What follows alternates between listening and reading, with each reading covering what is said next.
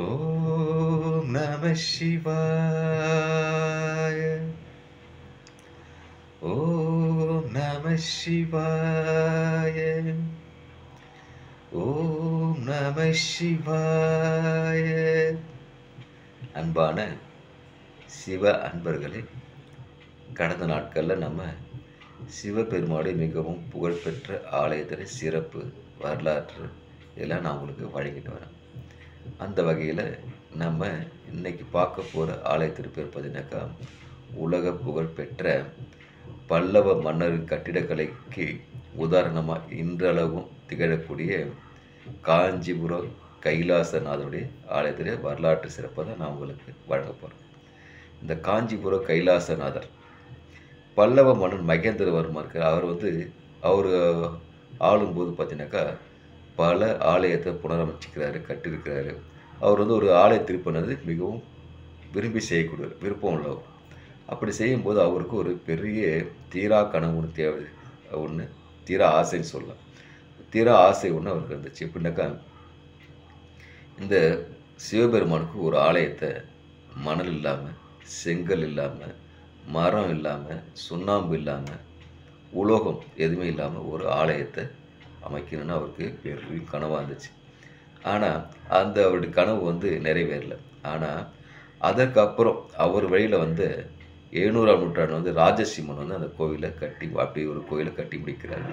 இந்த கோயில் பார்த்தீங்கன்னா மணல் கல்லால் ஆனது. அதனால் இந்த உள்ளூர் வாசியில் பார்த்தீங்கன்னா அந்த கோவிலை மணல் கோயில்னு சொல்லுவாங்க. ஆனால் கீழே அஸ்திவாரம் பார்த்தீங்கன்னா கிரானைட் கல்லானது. அதனால் மிகவும் ரொம்ப வலிமையானதாக இருக்கும்.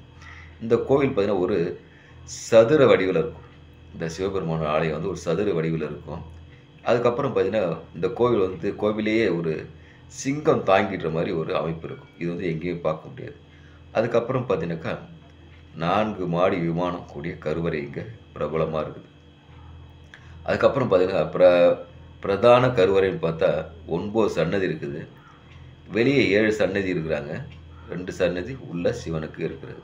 ஆனால் அந்த 9 சன்னதிலையும் பார்த்தீங்கன்னா சிவபெருமான் வெவ்வேறு வடிவம் நமக்கு காட்சி அளிக்கிறாங்க. அதுக்கப்புறம் பார்த்தீங்கன்னா கோவிலுக்குள்ளே பார்த்தீங்கன்னாக்கா 58 சிறிய கோவிலும் இருக்குது. அது 58 சிறிய கோவிலும் இருக்குது. கருவறை எப்படி பார்த்தீங்கன்னா சிவபெருமான் பார்த்தீங்கன்னா 16 பக்க சிவலிங்கமாக நமக்கு காட்சியளிப்பார். 16 செல்வங்கள், 16 18 பெருவாழ்வாழ்னு சொல்கிற மாதிரி 16 முகம் கொண்ட சிவலிங்கமாக நமக்கு காட்சியளிக்கிறாரு. இந்த சிவலிங்கம் பார்த்தீங்கன்னாக்கா கருப்பு கிரானைட் கற்களாக இந்த செதுக்கப்பட்ட சிவாலயம். சரிங்களா?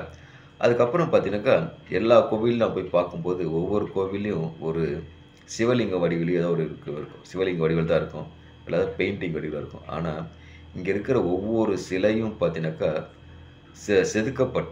செதுக்கப்பட்டதுன்னா அவ்வளோ பார்க்குறதுக்கு அற்புதமாக இருக்கும். ஒன்றுமே எல்லாமே செதுக்கப்பட்டது. அதுக்கப்புறம் பார்த்தீங்கன்னா இங்கே இருக்கிற ஒவ்வொரு சிலையும் பார்த்தீங்கன்னா சிவ பராக்கிரமத்த வழியில் செய்யப்பட்டது. இந்த கோயில் நாரத முனி வழிபட்ட கோயிலாகவும் சொல்கிறாங்க. இங்கே பார்த்தீங்கன்னாக்கா இவ்வளோ சிறப்புமிக்க கோயில் எங்கே இருக்குது பார்த்தீங்கன்னாக்கா தமிழகத்தில் காஞ்சிபுரம் மாவட்டத்தில் இருக்குது. இந்த சிவபெருமான் தென் கைலைன்னு அழைக்கிறாங்க. தென் கைலைனாக்கா நமக்கு ஒரே கைலை. சிவபெருமான் தவம் செய்கிற, நம்ம எல்லாம் தவம் செய்து காக்கிற இடம் கைலாயம். அவர் பிறந்தது கைலாயம்னு சொல்கிறோம்.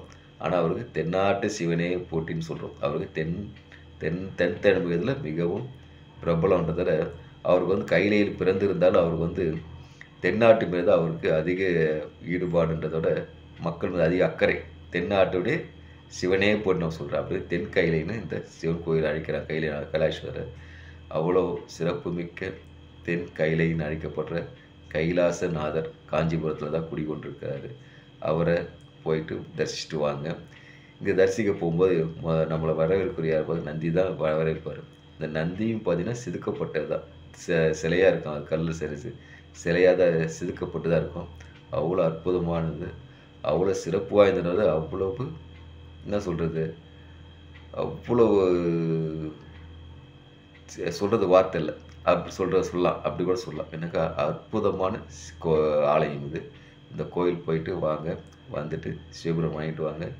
எல்லா புகழும் பெறுங்க, எல்லா வெற்றியும் பெறுங்க. ஓம் நம சிவாய. ஓம் நம சிவாய.